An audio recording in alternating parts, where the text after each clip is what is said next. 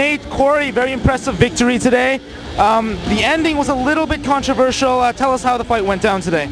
Well, we met in the center of the ring, exchanged a couple blows. He popped me a couple times. I landed a good left hook that knocked him down. Followed up with a right hand when he was down on his back. I was preparing to sit up and throw a few more shots, and the referee jumped on top of me and completely flattened me out on top of him and called the fight, said it was over right then and there. So a lot of people are saying it was a quick stoppage, that the referee was a little too over anxious. You know, that's not my decision, that's the referee's, and I hope that the fans understand that. Nothing against Pete Sell, nothing against myself. We don't make those decisions. We're warriors. Pete wanted to continue, I wanted to continue. We'll see what happens in the future between us. So you would have had no problem if the fight would have went on?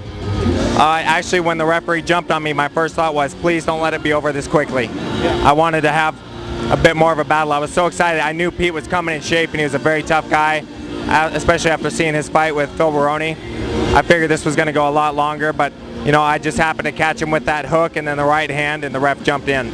Were you surprised by his stand-up? I thought his stand-up looked a little sharper than I had expected from him. Definitely. His stand-up was looking very good. He was very quick with the in and out, nice straight punches. I expected straight punches, but his speed was very good. When Cecil Peoples jumped on top of you, were you a little bit surprised by the fact that he stopped the fight so quickly?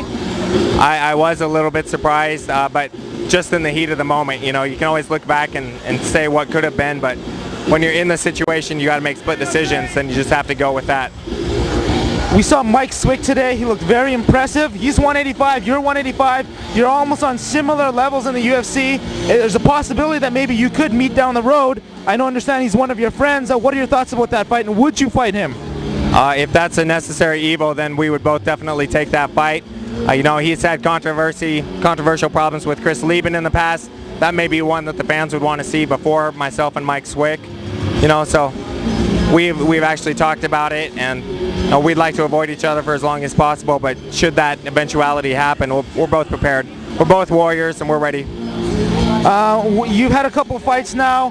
When would you expect you'd be ready, or when to expect that the UFC will be willing to give you a shot against Rich Franklin or whoever the champion may be at that particular time? You know, I don't look at that as something for me to decide or even discuss. It's the UFC that makes those types of decisions.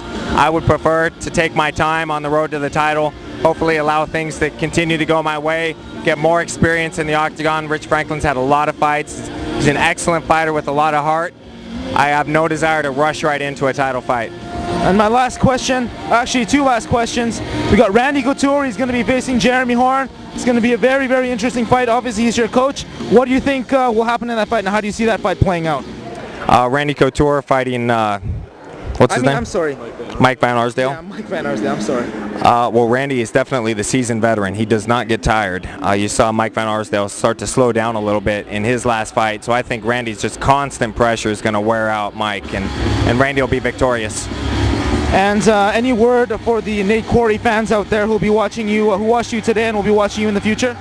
To everybody out there that's been supporting me from day one, I just want to say thank you very much. It's because of you that we are here and getting this opportunity to follow our dreams. Every time I step into the cage, I want every fan out there, from the Gasp girls to the lowliest person that just surfs the forums, I want them to know thank you very much. It's because of you that this is possible.